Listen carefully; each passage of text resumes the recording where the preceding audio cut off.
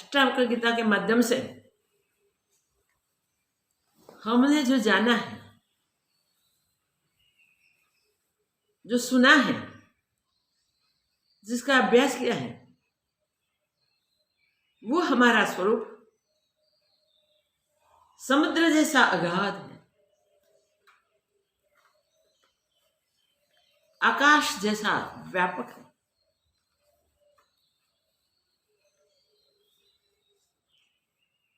चिन्मात्र रूप है। ऐसे अपने ही चिन्मात्र स्वरूप को कोटि कोटि प्रणाम, जिसमें सबको प्रणाम हो जाते हैं, फिर भी कोई किसी को कुछ नहीं करता। करते हुए ही अकर्ता रहने की युक्तियां जनक महाराज ने अपने अनुभव से प्रमाणित करके गुरु के आगे व्यक्त की है।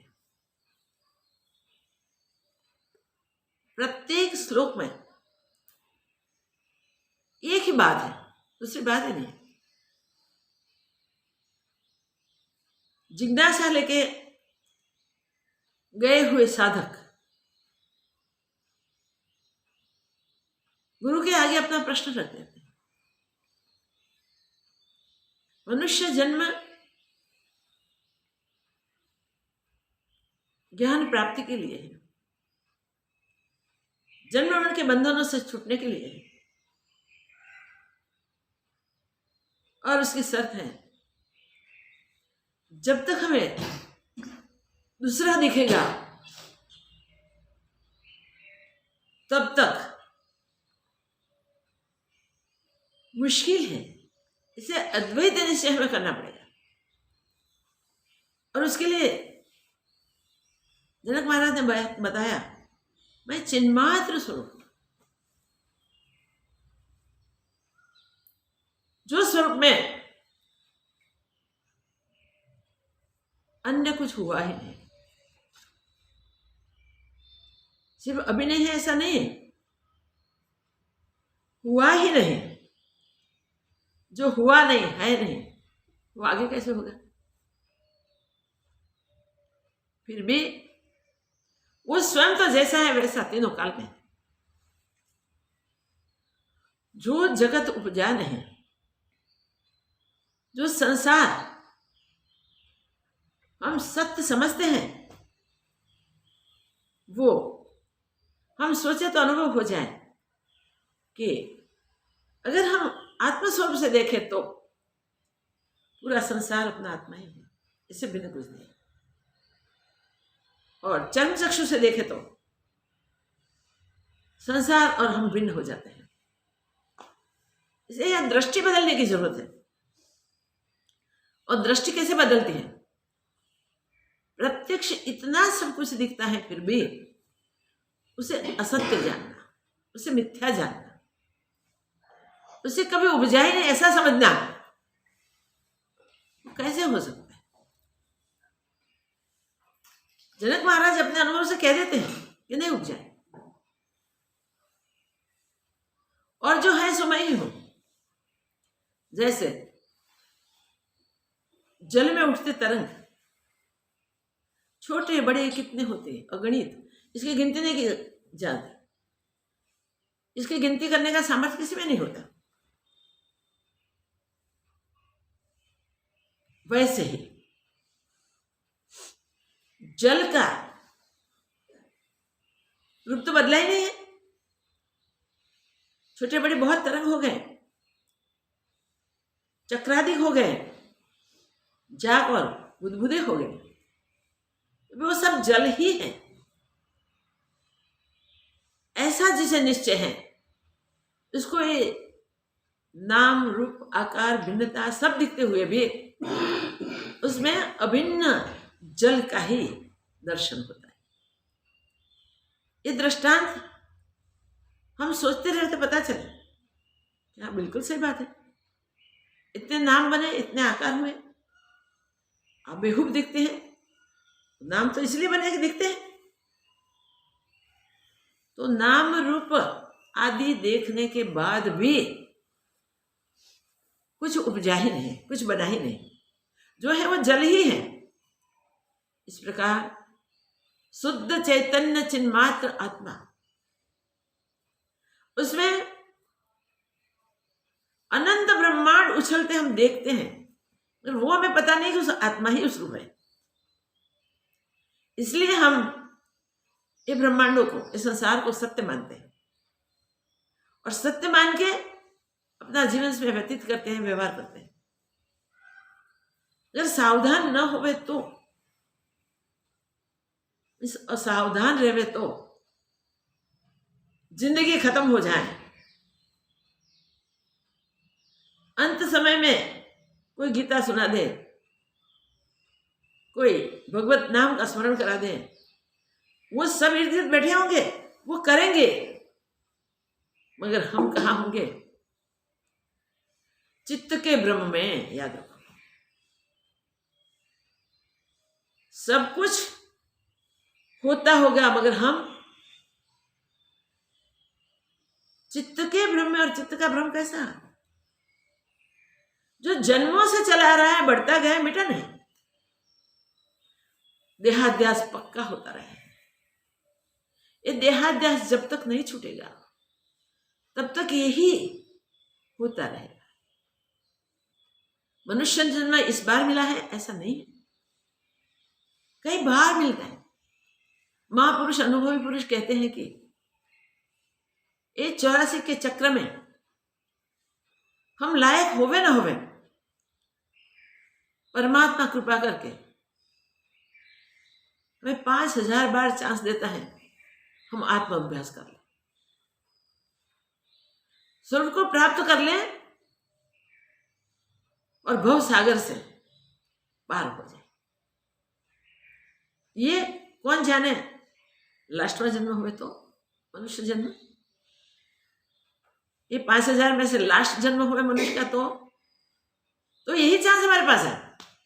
हमें वो समझ लेना चाहिए कि अब दोबारा मिले या न मिले, मगर अब मिला है तो उसमें हमें अपने आप की पहचान कर लेनी, हमें अपने स्वरूप को प्राप्त कर लेना है। जो जगत के लिए हम चिंतित हैं, जो पाने के लिए हम तड़पते हैं, वो तो सब मिथ्या है भाई। जगत को पाने के लिए हम तड़पते हैं।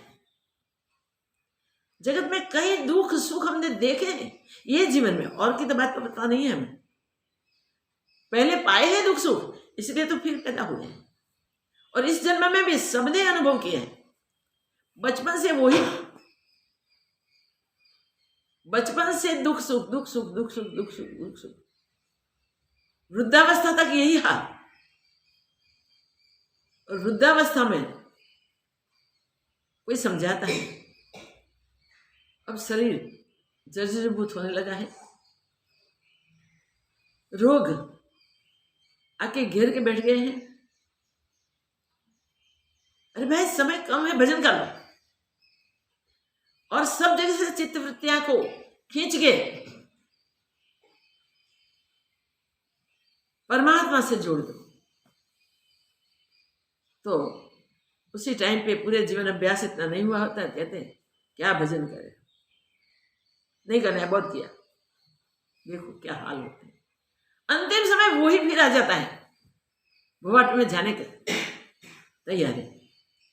ये न होवे इसलिए सतत अभ्यास, और ज्ञान मार्ग से किया हुआ अभ्यास जल्दी से जल्दी परिणाम को देता है। इसी जन्म में हमें मृत्यु से पहले मृत्यु को मारने का सामर्थ्य मिल जाता है, वो याद रखो। और मृत्यु मर गया, उसका उत्सव कर सकते हैं। अजर अमर आत्मा को मृत्यु होवे कैसे? नहीं हो सकता। इतनी ही समझ हमें क्लियर करनी है, और कुछ नहीं करना है। गुरु के सानिध्य में पहुंच के हमने पहले शास्त्रों का अभ्यास किया है, संतों का संग किया है, सत्संग बहुत किया है, और जाना है कि भवाटरी से हमें मुक्त होना ही चाहिए। ज्ञान प्राप्त होने से ही भवाटवी से मुक्ति हो गई। ज्ञान प्राप्त कैसे हो गई वो गुरु बता सकते हैं। और शास्त्रों ने तो कहा है वैराग्य होना चाहिए, सम, संतोष, दया आदि गुण का हमें सेवन करना चाहिए।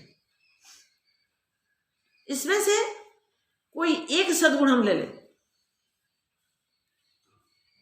सब कठिन लगे, चित्त को शांत करना कठिन लगे, कोई बात नहीं। हमको जो परिस्थिति मिली है उसमें हम संतुष्ट रहे, जो आगे मिले उसमें भी हम कभी भी असंतुष्ट न रहे, इसके लिए हम प्रतिज्ञाबद्ध हो जाए।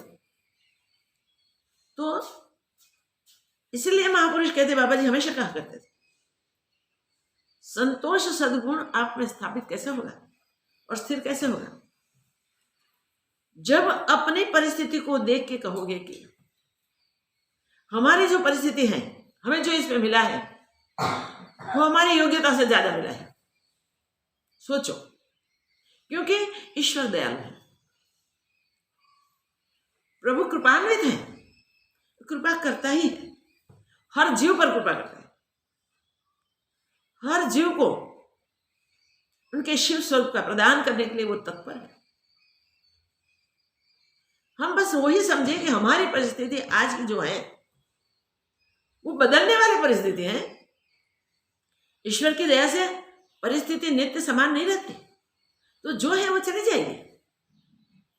मगर हम तो अबदल आत्मा है, क्यों परिस्थिति से बदल जाए, क्यों दुखी सुखी हो गए? ना हमें सुखी होना है ना हमें दुखी होना है, अपने निजानंद में रहना है, जहां दुख भी नहीं और सुख भी नहीं। ये सावधानी रखनी है।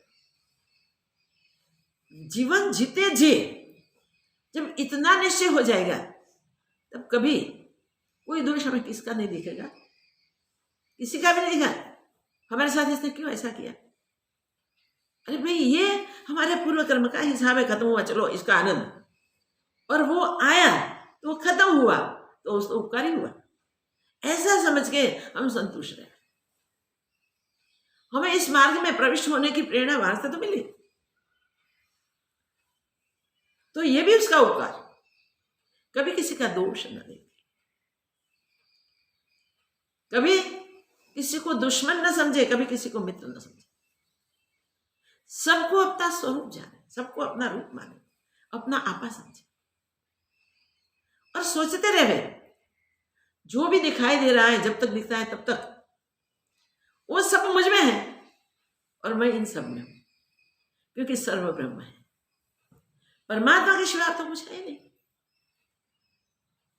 जो जनक महाराज ने अपने अनुभव की गाथा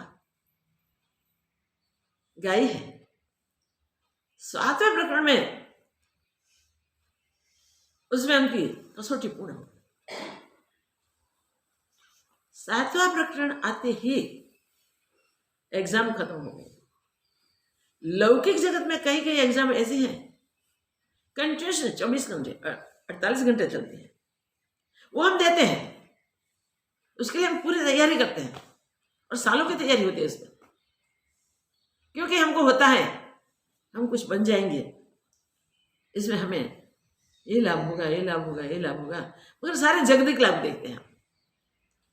जो मनुष्य जन्म में सच्चा लाभ मिलने वाला है उसके लिए सोचते नहीं है। ये जो हम प्राप्त करने के लिए इतनी तैयारियां करते हैं, उसके लिए कुछ करने की जरूरत ही नहीं। एक कर लो, जो जानने से, जो प्राप्त करने से दूसरा जानने का भी न रहे और प्राप्त करना भी न रहे। तो सब ज्ञान जिसमें आ गया है, सर्व ज्ञान से स्थित है, उसे प्राप्त कर लेना है। ये बात जिसने भी निश्चय करके पुरुषार्थ किया है वही जनक महाराज जी से कह सकता है। गुरुदेव कसौटी करते हैं, एग्जाम में उल्टे क्वेश्चन भी होते हैं, सब उल्टे ही हो गए ना, मगर हमें एक्सपीरियंस है कि हमें जो अनुभव है वो शास्त्र सम्मत अनुभव है, महापुरुषों के सत्संग के अनुसार का अनुभव है। तो ये सब सिद्धांत वचन हमने सुने और सिद्धांत वचनों का हमने जीवन में अभ्यास किया। उसके द्वारा हमारी जो उपलब्धि है वो वही है जो शास्त्र कहते हैं, संत पुरुष कहते हैं। अब कोई कुछ भी कहे, स्वयं गुरुदेव क्यों नहीं कहते? तो भी जो सत्य है वो विनम्रतापूर्वक हम कहें। कितनी अग्नि परीक्षा ही कहो, ऐसी परीक्षा जनक महाराज की हुई है अब तक। क्या गुरुदेव ऐसा चाहते हैं कि हम दुखी हो गए, हमें परीक्षा में से प्रसार होते हुए तब जाए? नहीं, गुरुदेव की एक ही भावना होती है, कभी भी फोन मिसिंग,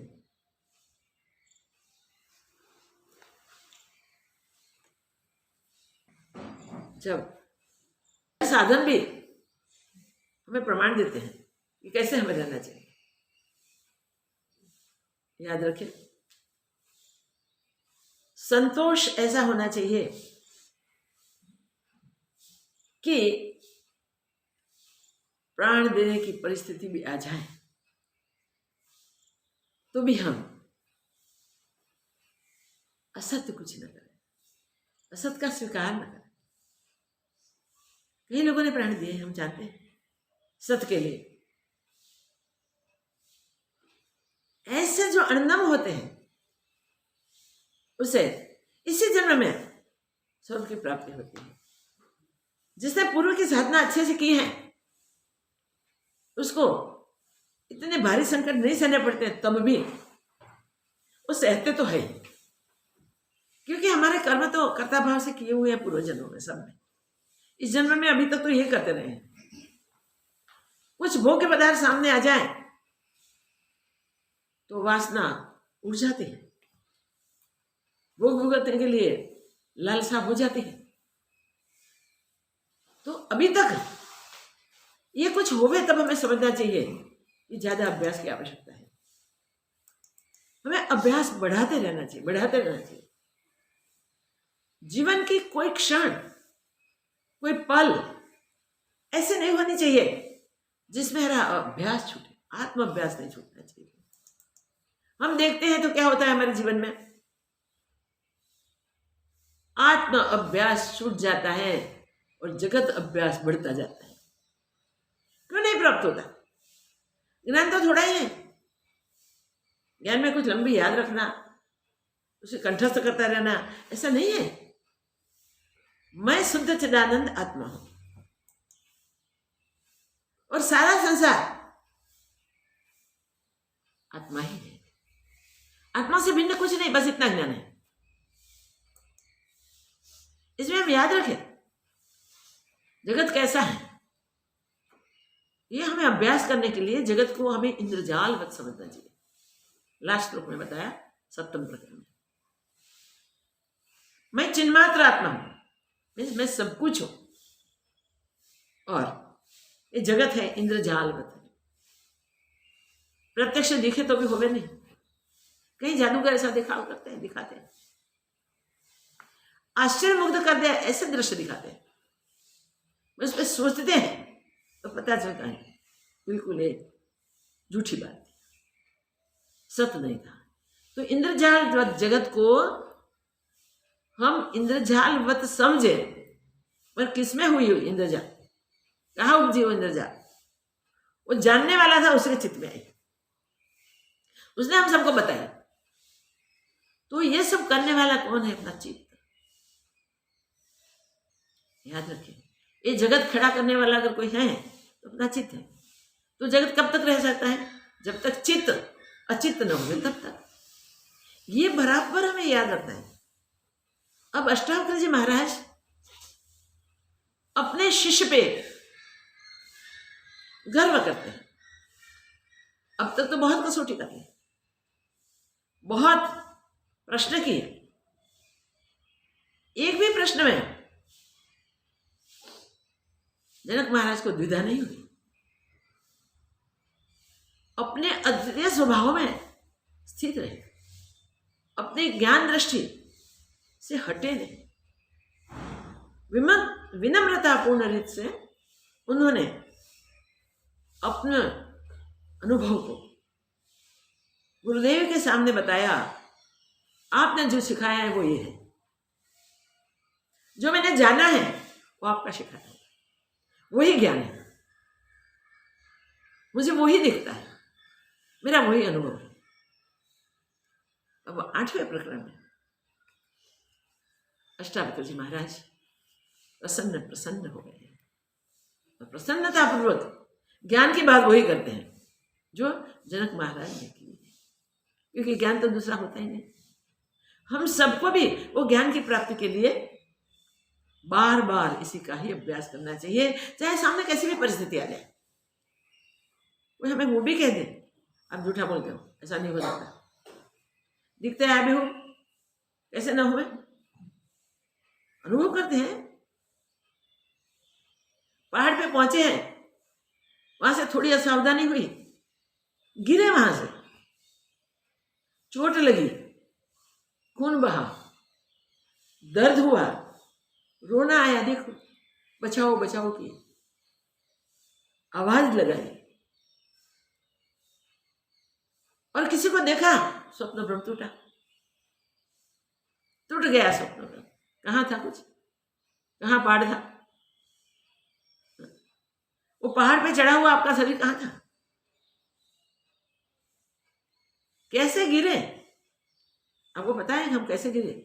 हम थोड़े असावधान है, हमारा पैर स्लिप हो गया, हम गिर गए, इतनी भारी चोट लगी, मगर जगने के बाद कुछ नहीं था। तो स्वप्न जैसा है संसार है, स्वप्न आबेहूब दिखता है मगर होता नहीं है। वो जो देखा वो वास्तव में होता नहीं है, वो जगने के बाद पता चलता है कि नहीं है। जब जगते हैं तब होता है ओह क्या हुआ, चित्त का भ्रम हुआ। वो चित्त का भ्रम कैसे होता है और कैसे मिटे, ये युक्ति के विषय में ही अष्टावक्र गीता हमारा मार्गदर्शन करती है। जो देखे वो भी सत्य नहीं हो सकता, ये सत्य का हम स्वीकार करें, और उसके लिए हमें सावधान होकर इच्छाओं का अंत करना पड़ेगा। इच्छा पूर्ति के लिए किसी के पीछे हम भागते हैं, सोचते हैं, पूरा दिन सोचते रहते, इच्छाओं को बढ़ाते जाते हैं और सोचते सोचते जिंदगी खत्म कर देते हैं। क्या भाई, क्या लाभ हुआ, नुकसान ही हुआ। हमें ये नहीं करना है। हमें जो मिल रहा है हमारी योग्यता से प्रभु ज्यादा दे रहे, तो आनंद आएगा। कैसी भी विकट परिस्थिति में हम आनंद में हैं। साधु महात्मा ज्ञानी महापुरुष जो है, शरीर पे एक धागा भी ना हो तो क्या फर्क पड़ा, और कोई देने के लिए कोई राजा महाराजा सोना मोहरों का ढेर करने के लिए आ जाए तो भी मिट्टी से ज्यादा उसे नहीं दिखता, उसकी ओर दृष्टि भी नहीं डालते। कैसा समझते हो, चित्त की कैसी समस्थिति और कैसा वैराग्य, ये हमें सोचना चाहिए। जब जगत में हमें कोई आकर्षण करने वाली परिस्थिति मिल जाए, कोई व्यक्ति मिल जाए, कोई लाभ जिसको जागतिक लाभ कहते हैं वो मिल जाए, तो भी हमें चलित नहीं होना है, चाहे हमारे पास फूटी बादाम नहीं। हम ऐसे सम्राट हैं कि हमें किसी की आवश्यकता नहीं है, किसी की हेल्प की भी जरूरत नहीं है, हमारे हुक्म से ही सब चलता है, किस चीज की जरूरत पड़े। ऐसे सम्राट हैं, तो सम्राट बन के रहे क्योंकि सम्राट है, ये हमें याद रखना है। और जब शिष्य गुरु के पास ऐसे सम्राट की तरह अपने स्वरूप का वर्णन करता है, तब गुरुदेव अंदर से बहुत प्रसन्न होते हैं, बिना कसौटी किए प्रमाणित नहीं करते। हीरा तो है, हीरा को सब और से देखे बिना वो हीरा है ऐसा नहीं कहेगा, वो चाहे जवेरी हो तो भी वो देखेगा। स्वर्ण के गहने हैं, कसौटी के भी किए बिना दिखता है स्वर्ण, फिर भी वो स्वर्ण नहीं कहेगा, और जब कसौटी करता है तब कितना परसेंटेज सुवर्ण है और अन्य धातु कितने परसेंटेज है, वैसे वो कहेगा। अगर 100% हो गया तो कहेगा हाँ ये 100%। हमें भी अपनी कसौटी इस प्रकार करते जाने का। प्रलोभनों के समय हम लालायित न हो जाए। भूखे प्यासे हो गए तो भी किसी पे हाथ न फैलाओ। क्यों? अन्नदाता अगर कोई कितना मान भी हो तो हम इससे भी बड़े अन्नदाता हैं। क्या जरूरत है? हम हर परिस्थिति में अपनी पूर्णता का चिंतन करें, अपनी निष्ठा को देखते रहे। परिस्थिति आएगी, कसौटियां होगी, क्योंकि हमें पता चले कि हम कहाँ हैं, कितना अभ्यास हमारा बाकी है। पूर्ण हुआ या न हुआ वो अनुभव तो हो ही जाता है। जो भोजन करता है, खाते पहले बहुत भूख लगी होती है तो कहते आज तो बहुत खा जाएंगे, बहुत खा लेंगे, अभी परोसो अभी परोसो अभी परोसो करें। जब तृप्त हो जाता है तब थाली भरी पड़ी हुई होगी तो भी नहीं कहेगा नहीं नहीं नहीं अब नहीं। पूर्ण ज्ञान हो जाए फिर ज्ञान की क्या आवश्यकता। इसलिए बार बार वशिष्ठ महाराज कहते हैं ज्ञानी को एक ज्ञान की आवश्यकता नहीं, उपदेश की आवश्यकता नहीं। और जो मूड है इसके लिए जो सोचता भी नहीं है उसको भी जरूरत नहीं है। किसको जरूरत है? तो हम सब जिज्ञासु मोक्षिक्षु, जिसको जो सत्य है उसे जानने की जिज्ञासा है, सत्य को पाके ही रहने का दृढ़ निश्चय है, उसके लिए जो प्रतिज्ञाबद्ध है पाके ही रहेंगे, उसे अपने व्यवहार को दिन दिन ज्ञानमय करना पड़ता है। बोलने से कुछ नहीं होगा। वेद भी कंठस्थ हो गए, सारे शास्त्र पुराण आदि सब कुछ वो बता सके तो भी वो नित्यव्रती जो अभ्यास है, जो मिला है उसका अभ्यास जीवन में बनाए रखते हैं। बाड़ी रह गया पछी तरपत न थाऊ पान भाई अधिक राखो उल्लास में। तो जो कहे हम ज्ञानी हैं, अहंकार नहीं मिटा। आपका शरीर हो तब ज्ञानी हो, ऐसा अभिमान होता है। अपने आप को हम पहचाने, ये पहचान के लिए यहां ज्ञान की चर्चा करते हैं। अष्टावक्र जी ज्ञान के लिए क्या करना चाहिए, ज्ञान कैसा होना चाहिए। तो सबसे पहले बहुत बड़ी बात बताई है जो ये 8वें प्रकरण के 4 श्लोक से उन्होंने व्यक्त की है। चारों श्लोक अगर याद रह जाए और व्यवहार में आ जाए तो करने जैसा कुछ नहीं है। जनक महाराज के व्यवहार में आ गया है, उन्होंने बता दिया मैं चिन्माद। ये सबसे बड़ी बात है। अब पहले ये श्लोक सुने, फिर पहले श्लोक का विवरण करें। तदा बन्धाय दाचित्तम् किञ्चिद्वा गच्छति शोचति किञ्चिन् मुच्यति गृह्णाति किञ्चिद् द्रक्ष्यति कुप्यति तदा मुक्तिर्यदा चित्तम् न वाञ्छति न शोचति न मुच्यति न गृह्णाति न रक्ष्यति न कुप्यति तदा बन्धो यदा चित्तम् सक्तं कास्वपि दृष्टिषु तदा मोक्षो यदा चित्तम् असक्तं सर्वदृष्टिषु यदा नाहं तदा मोक्षो यदाहं बन्धनं तदा मत्वेति हेलया किञ्चिन् मा गृहाण विमुञ्च मा गृहाण विमुञ्च मा। चारों श्लोक कितने बढ़िया हैं, जिसमें मैं भी नहीं और मोक्ष भी नहीं है, बता दिया। हम होवे तो हमको मोक्ष की जरूरत है ना, हम होवे तो बंधन में है, तो हमें मुक्त होना पड़े। तो ज्ञान की प्रशंसा करते हैं, इसके ज्ञान की जनक महाराज। जनक महाराज को जो ज्ञान हुआ है उसकी प्रशंसा कर रहे हैं। तो गुरुदेव हम पर स्ट्रिक्ट भी होते हैं, कभी कभी गुस्सा भी कर लेते हैं, कभी निकाल भी देते हैं, जाओ आपका काम नहीं। तब भी वो इसमें हमारा कल्याण कर रहे हैं, ये बात हमें पक्की होनी चाहिए, तब हम इस कसौटी से पूर्णतापूर्ण उत्तीर्ण हो सकते हैं।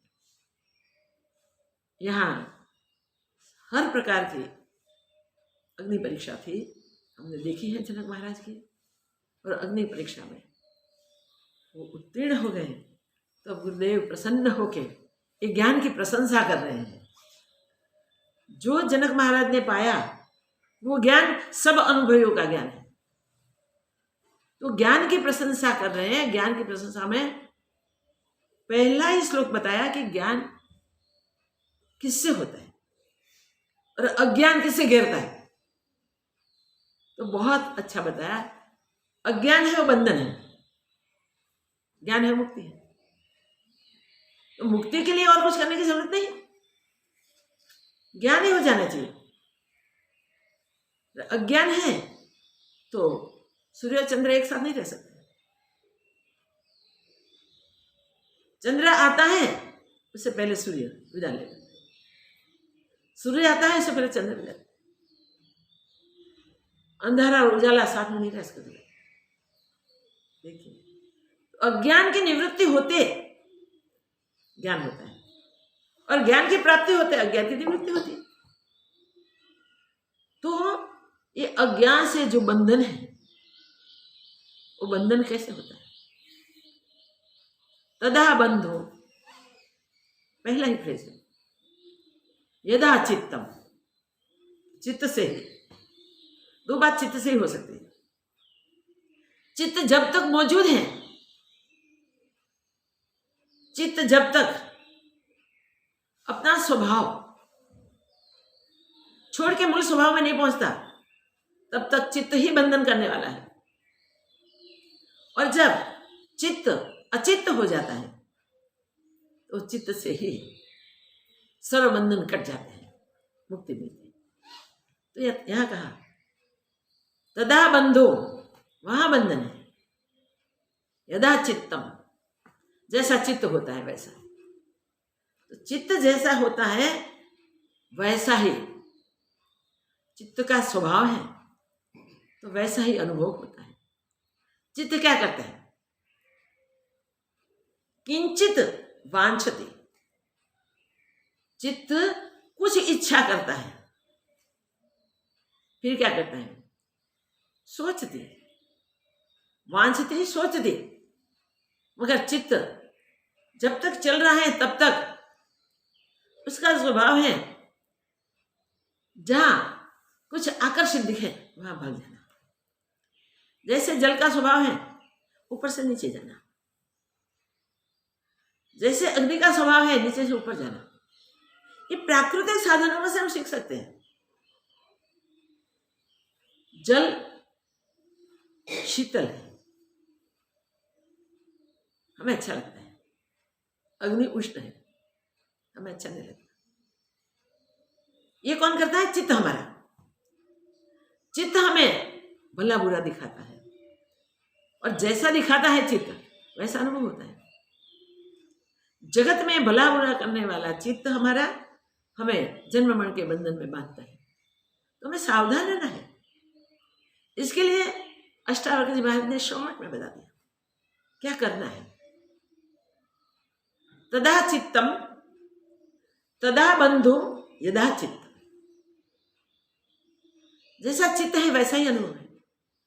और जो बंधन करता है, संसार में हमें बांधता है, वो बांधने वाला चित्त है। जैसे जैसे चित्त इच्छा करता है सबसे पहले, वैसे वैसे उस वस्तु की प्राप्ति के लिए हम सोचते रहते हैं। हमारा सबका चित्त यही करना है, सबको याद करना है, सबको अपने चित्त को देखना है। तो क्या होगा? चित्त जगत की ओर आकर्षित होता है और जगत की ओर आकर्षित होकर जो अच्छा लगता है उसको प्राप्त करने के लिए वांछा करता है, इच्छा करता है। तो सबसे पहले बताया कि इच्छाओं से मुक्त हो जाए हम। पीछे जो बताते हैं वो कुछ नहीं आएगा आगे, अगर इच्छाओं से मुक्त हो जाए तो। हम सब वो जानते हैं कि जब तक हमें सत्य लगता है जगत, तब तक भला बुरा भी दिखता है। ये चीज अच्छी है, ये चीज बुरी है। बुरी ठीक नहीं, छोड़ो उसे। ये बहुत अच्छी है, आनंद देगी। कैसा आनंद ऐसा सोचना चाहिए इसके साथ। ये वस्तु से हमें, ये परिस्थिति से हमें, इसकी प्राप्ति से हमें सुख जैसा लगता है, वो सुख क्षणिक है या नित्य है? जो चित्त ईश्वर ने हमें दिया है वो चित्त का हम सदुपयोग करें। मलिन अंतस्करण में जगत की ही वांछना होती है। उस अंतस्करण को हमें शुद्ध करना है। शुद्ध अंतस्करण में स्वरूप की ही भावना रहती है। डिफरेंट इतना है, हमारा अंतस्करण मलिन है तो हमको जगत में आकर्षण होता है। और जो जो चीज की इच्छा हमें होती है वो चीज प्राप्त करने के लिए हम सोचते हैं। तदा बंधो यथा चित्तम। जैसा चित्त का संसरण होता है वैसे के लिए हम सोचते हैं और सोच के उसे प्राप्त करने के लिए लगे रहते। कई लोग ऐसे होते हैं, कोई समझाते हैं भाई इसमें लगने जैसा नहीं, इससे आपको नुकसान ही होगा, इसमें मुझे लाभ ही होने वाला है। ये किसने करवाया? अपने ही चित्त ने, अपने पूर्व की अकड़े पकड़े जो हैं, जो जड़ मान्यता है, जो चित्त में भरी हुई वासनाएं हैं, वो करवाता है। हम वो अगर सोचे तो हम सत्य का चिंतन करें, और सत्य का चिंतन करके इच्छाओं का अंत लाने का सोचें। क्योंकि इच्छा दिन दिन बदलती जाती है, बढ़ती जाती है। जो वस्तु देखे उसको प्राप्त करने की इच्छा हो जाए, अच्छी है, मेरे पास नहीं है, मुझे मिल जाए तो बहुत अच्छा। ये भुगत रहे हैं, कितनी मजा कर रहे हैं, कितना आनंद कर रहे हैं, हमको नहीं मिलता, हमको मिल जाए। इच्छाएं हमारी बढ़ती जाती है और इसके साथ राग द्वेष भी जुड़ जाते हैं। विवेक छूट जाता है कभी कभी। तो इच्छाओं की पूर्ति के लिए सोचते सोचते हमारा विवेक छूट जाता है। जो वैराग्य करने योग्य चीजें हैं उसमें हमें राग हो जाता है, और किसी के पास है तो इससे मिला मुझे नहीं मिलता, द्वेष हो जाता है। प्राप्त करने का लोभ होता है, आकर्षित लगता है, उसका मोह होता है, क्रोध भी आ जाता है, अच्छा मिले तो हर्ष भी आ जाता है। तो यही एक श्लोक में अष्टावक्र जी महाराज ने बहुत बात बता दी कि तदा बंधो यथा चित्तम। वो चित्त क्या करता है? किंचित वांछति इच्छति। कभी कभी इच्छा करता है, और जब इच्छा करता है तो उसके पीछे लग जाता है, मुझे चाहिए ही चाहिए, मुझे चाहिए ही चाहिए। छोटे बच्चे से बूढ़ों तक सबके पास ये इच्छा नहीं करने का सब करवाते हैं। छोटे बच्चे तो हम समझे कि भी ना समझ है, उसमें मुड़ता है। पर हम जब बड़े बड़े हो रहे हैं तब हम बच्चों से भी ज्यादा मूढ़ होते हैं, क्योंकि सत्य का विचार नहीं करते, झूठ से आकर्षित होते हैं और सत्य का विचार नहीं करते। जगतिक संबंध हमने जितने भी खड़े किए हैं वो संबंध क्या नित्य के हैं। दुखी दुखी हो जाते हैं लोग। कई लोग आते हैं, कई लड़कियां आती हैं, बस अब मैं नहीं जी पाऊंगी, अब नहीं मैं जी सकती, मुझे मरने दो, मुझे मरना ही है। तो क्या बात करते हो बेटा? पढ़ी लिखी अच्छा काम करती लड़कियां ऐसी बातें करती हैं, लड़के लड़के सब ऐसी बातें करते हैं, क्योंकि जगत में हम सक्सेस नहीं हुए। और सक्सेस किसको कहेंगे हम? हमारी मान्यता को सक्सेस कहेंगे कि सत्य शास्त्र सम्मत बात है उसे सत्य कहेंगे? भगवान जब कृपा करता है तब सब कुछ छीन लेता है, मगर हमें कृपा से भर देता है भाई। ऐसी कृपा कर देता है कि जो छूट गई है, छिन गई है, वो चीज मिथ्या थी, ईश्वर ने बड़ी कृपा कर दी। वो जब पता चलता है तब अपने आप को हम धन्य समझते हैं, तब अपने आप को धन्य समझते हैं। जो हुआ इसमें हमारी भलाई ही थी, हमारा कल्याण ही था। गुरुदेव ईश्वर की तरह वो ही चाहते हैं कि शिष्य का मंगल सदैव बना रहे। वो ऐसा सावधान रहे व्यवहार में कि कभी भी उनका अमंगल हो ही न सके। वे सावधान रहना है। तो किंचित वांछती सोचती, कभी कभी हम क्या करते हैं, इच्छा करके उसके लिए ही सोचते रहते हैं और जीवन इसमें खत्म कर देते हैं। बीच में कोई समझ आ जाए, कोई महापुरुष मिल जाए, भेंट हो जाए, वो समझावे और उसके बाद समझ में आ जाए तो हम तुरंत ग्रहण कर लें, कल्याण हो जाए। करना कुछ नहीं है। जो समर्थ हो की सत्य सिद्धांत की बात है उसका स्वीकार करके हम उसी के अनुसार अपने प्रारब्ध वेग के जो कर्म आते हैं करते रहे, उससे जुड़े रहे। तो चित्त कुछ भी सोचे, जब तक चित्त अचित्त ना हो जाए तब तक हमें उसकी एक बात नहीं माननी है, वो हमें बिल्कुल सावधान होता है। जब चित्त अचित्त हो गया तो वही तो आत्मा, जिसमें द्वैत ब्रह्म होता ही नहीं, उठता ही नहीं। इच्छा है कहाँ अंत को प्राप्त हो गई पता भी नहीं चलता हमें। तो इच्छाओं का अंत आ जाता है, इच्छाएं शांत हो जाती है। अरे इच्छा किसको कहते हैं वो भी हम भूल जाते हैं। ऐसी स्थिति बन जाती है चित्त की, स्फुरण ही नहीं हुई। स्फुरण से सारा संसार बना है।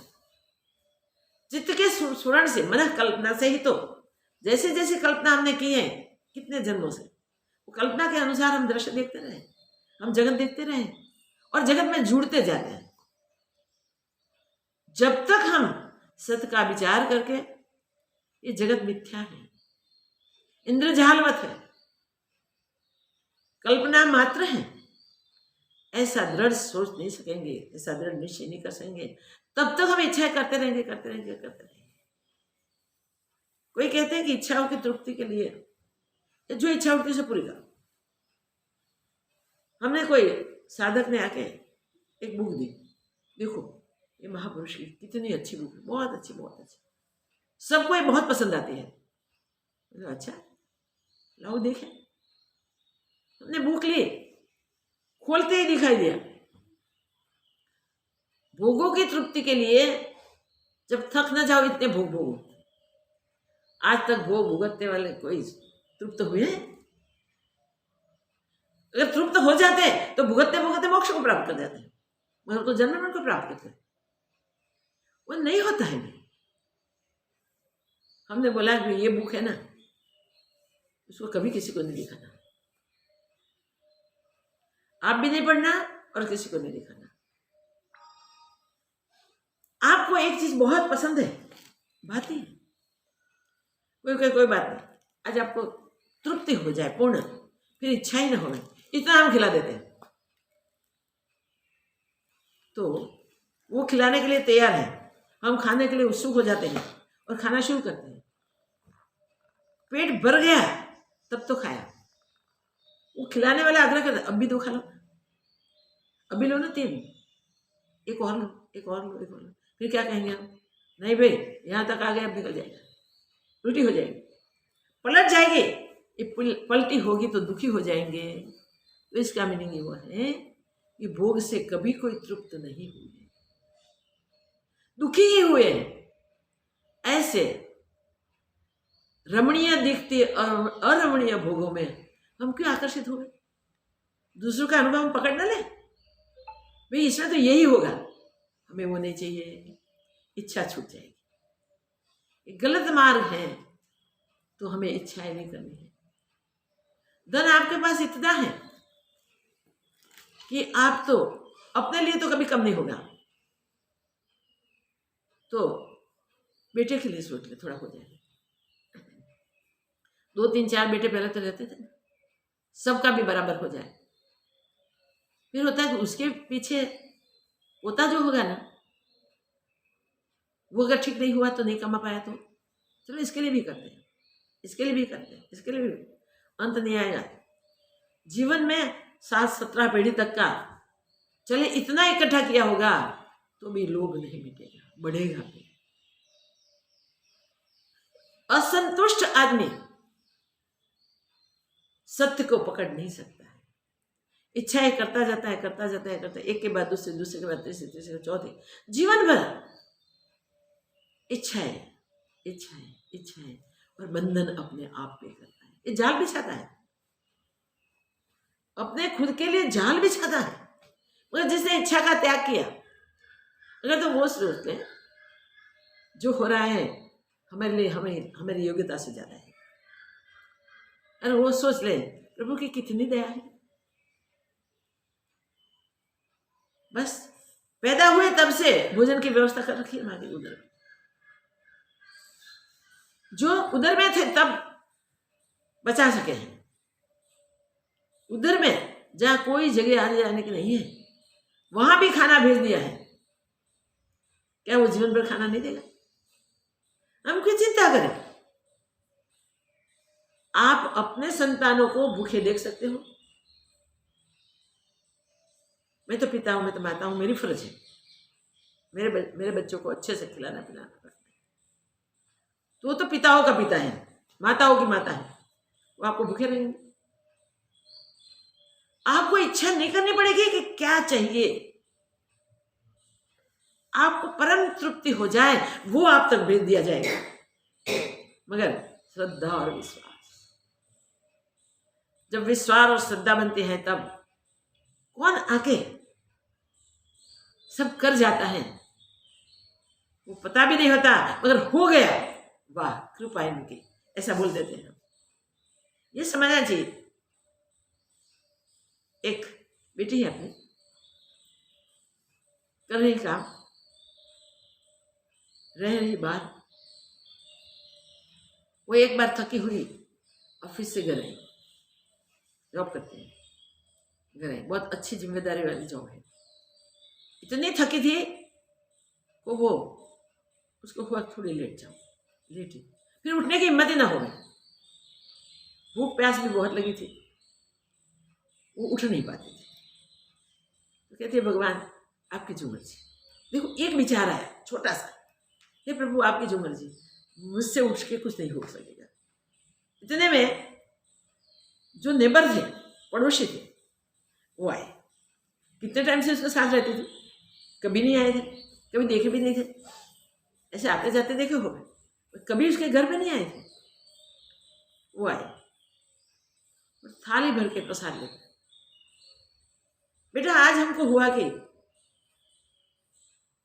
तू थकी हुई लगती थी, आई तब तो तुझे भोजन करवाए, तो हम दोनों तुझे प्रसाद देने के लिए आए हैं।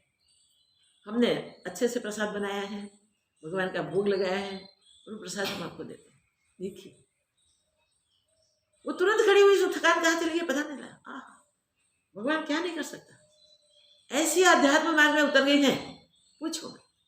एक घटना है जो संभल गया, वो उसका जीवन का बेड़ा पार हो जाता है। जो संभवित नहीं था, कभी किसी ने हाउ हेलो नहीं किया था, वो थाली भर कर लेके आवे, कौन आया? देखिए वही जो सारे संसार को, सारे जग को खिलाता है। हमारा वहाँ विश्वास होना चाहिए, हमारी वहाँ दृढ़ता होनी चाहिए, और चित्त की वासनाएं छोड़ देनी चाहिए, इच्छाएं छोड़ देनी चाहिए। वासनाएं तो जन्मों की हैं, चित्त में भरी पड़ी हुई है, चित्त गंदा है, मैला है, उसको शुद्ध करना पड़ेगा ना। शुद्ध करने के लिए हमें मनुष्य जन्म में ही चांस मिलता है, उसमें सावधान हो जाएंगे। और सावधान होके कभी जल में तरंग की तरह इच्छाएं उठे तब भी जल के सिवा और कुछ नहीं है। ये देखना नहीं, ये रूप नहीं देखना है मुझे, ये मुझे नहीं करना है। ऐसा सोच ले तो काम बन जाए, नहीं तो किंचित इच्छति,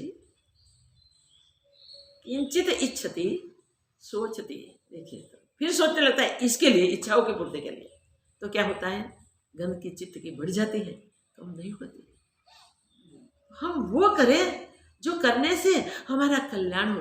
और आप सब जो जितने सुनते हैं, जितने बैठे हैं, सबको एक ही इच्छा है कि इसी जन्म में मुक्ति मिले, अब दूसरा जन्म नहीं चाहिए, और पुकार के कहते हैं आप सब। तो अगर इतना निश्चय किया है तो क्या करना चाहिए? सबसे पहले अष्टावक्र जी महाराज कहते हैं कि इच्छाओं का अंत। चित्त जैसी इच्छा करेगा वैसा ही सोचता रहेगा, और अगर जगती की इच्छा है तो उसे छोड़ दो। इनिशियली कोई शुभ इच्छा करनी है तो कर लो, ऐसा अब दूसरा जन्म नहीं, वो शुभ इच्छा है। हम ऐसा पुरुषार्थ करेंगे, ऐसा पुरुषार्थ करेंगे जिससे हमारे चित्त की मलिनता निकल जाएगी, चित्त का संसरण छूट जाएगा, कल्पनाएं मन की कहाँ जाएगी पता नहीं चलेगा, मगर वो चित्त हमारा अचित्त हो जाएगा।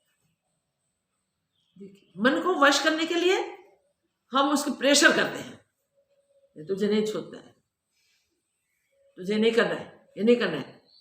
आपने इतने जन्म तक नहीं माना, वही आपका चित्त है, इसी से ये बना हुआ है, वो कैसे मानेगा? मगर हम जो सोचे, वो जो शास्त्र कहते हैं, वो महापुरुष कहते हैं, जिसमें हमारा कल्याण है, वो ही सोचे। तो ज्ञान चिंतन क्यों ना करें? कैसे जल्दी से जल्दी हमें ज्ञान प्राप्त हो जाए। जो ऐसा सोचता है उसको ये जगत की इच्छाएं उठती ही नहीं, फिर धीरे धीरे धीरे बंद हो जाती है। सामान्य इच्छा के अनुसार, पूर्व जन्मों की इच्छाओं के अनुसार कुछ आ भी जाता है तो उसमें दृष्टि भी नहीं जाती। ये जगत है और कुछ नहीं है। तो जगत में हमारी इच्छा स्फुरनी नहीं चाहिए। तो इच्छाओं को बंद करने के लिए चित्त का स्फुरण बंद करने को जाओगे तो नहीं होगा। चित्त का स्फुरना उसका स्वभाव ही फुरेगा। उसको दिशा दे दे, हम उसको दिशा दे दे। पानी बहता है, बड़ा धोध गिरता है और प्रवाह धसमस है। आपको उसका मार्ग पलटने के लिए तैयार करना है। क्या करेंगे? कितने भी सीमेंट डालोगे तो वो नहीं रुकेगा,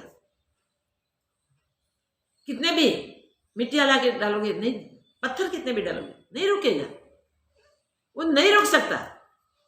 उसको सने सने सने सने सने से मोड़ते जाओ। जैसे मोड़ते जाएंगे हम, वैसे ही उसका प्रवाह बदल जाएगा। और एक दिन ऐसा आएगा कि आप ये धसमसते प्रवाह को वश कर लोगे, कंट्रोल कर लोगे। चित्त का प्रवाह ऐसा ही है। जैसे हम उसको छोड़ने के लिए मेहनत करते हैं तब वो डबल उठ सकता है। तो हमें ऐसा नहीं करना है। जगत में भी रखना है और जगत से छूटना भी है, नहीं होगा। तो जगती के जो कार्य हमारे प्रारब्ध में लिखे हैं वो तो सामने आएंगे भी। वो प्राकृत आचार है। इसे प्राकृत आचार कहते हैं, जो हमारे प्रारब्ध में लिखे हुए हैं। उसको प्रकृति में होने दो। देह, मन, बुद्धि आदि प्रकृति के हैं, उसी से होते रहे। साक्षी बन जाओ, उसका साक्षी बन जाओ। तुम न मन हो, न बुद्धि हो, न चित्त हो, न अहंकार हो, न इंद्रिया हो, तुम शुद्ध चिदानंद आत्मा हो। इसका ही चिंतन करो ना। चित्त को चिंतन करने का आदत है, स्वभाव है उसका। वो बार बार कुछ ना कुछ सोचता ही रहता है, कुछ चिंतन करता ही रहता है। पर चिंतन का विषय हम ऐसा दे देवे जो विषय हमारा कल्याण करने का बन जाए। तो अब तक तो हमने इतना अभ्यास किया है, हमको पता है कि किस में हमारा कल्याण है, तो हमारे कल्याण का चिंतन दे दो उसे। इस कल्याण का चिंतन करते करते चित्त अचित्त हो जाएगा। चित्त कभी भी विषयों को चिंतन नहीं करेगा।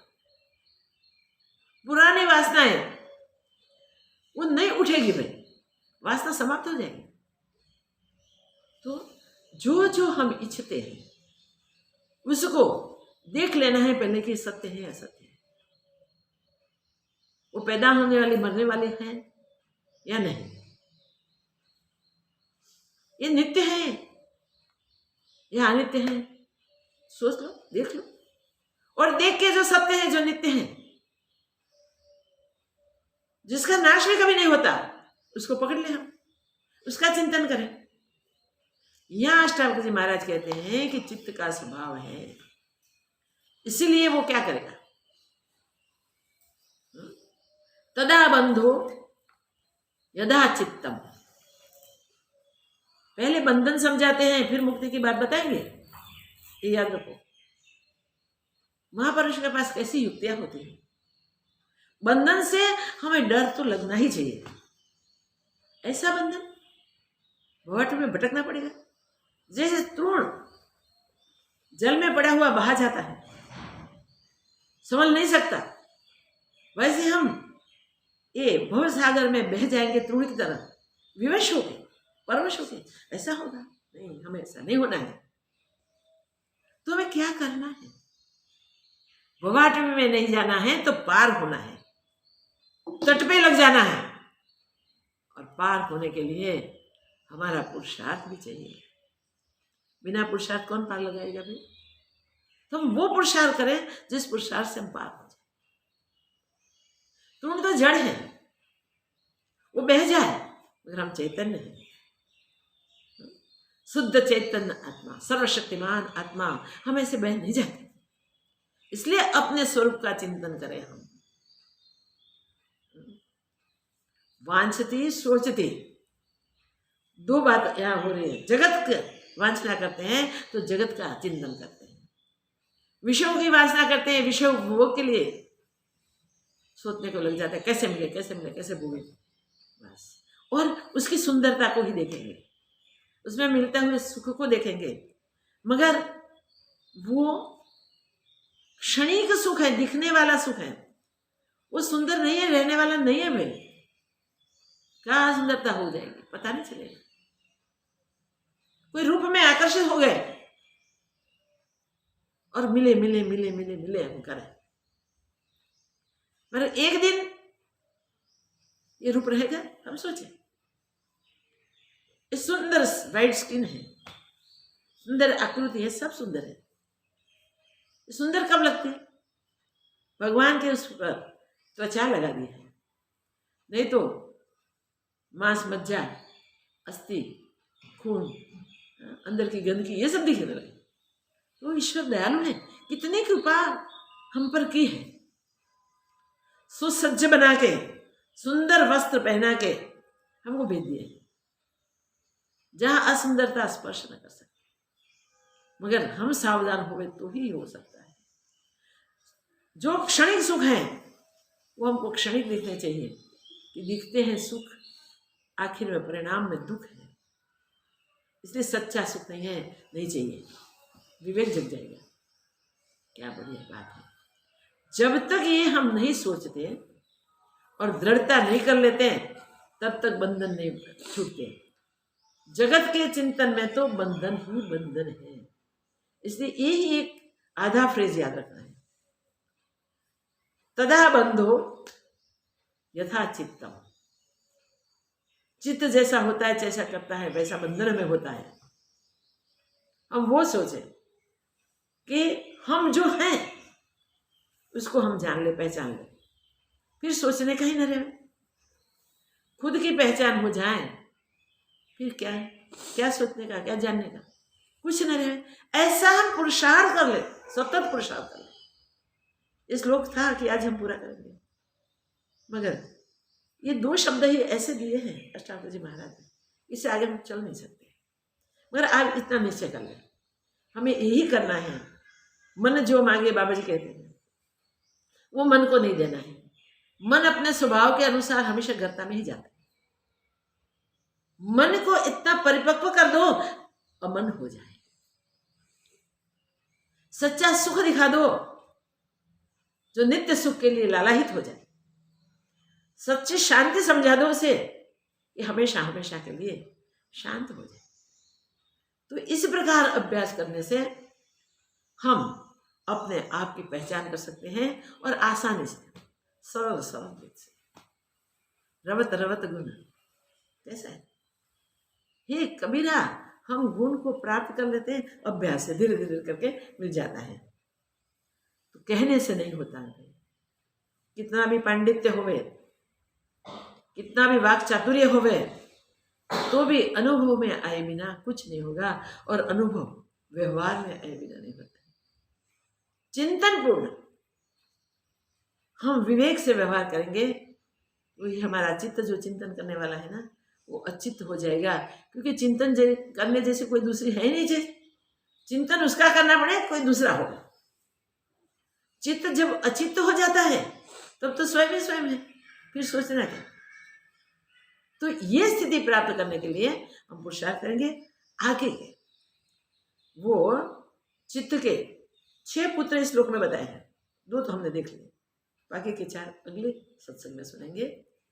ओम पूर्णमदः पूर्णमिदं पूर्णात् पूर्णमुदच्यते पूर्णस्य पूर्णमादाय पूर्णमेवावशिष्यते। ओम शांति शांति शांति। श्री सद्गुरुदेव की जय।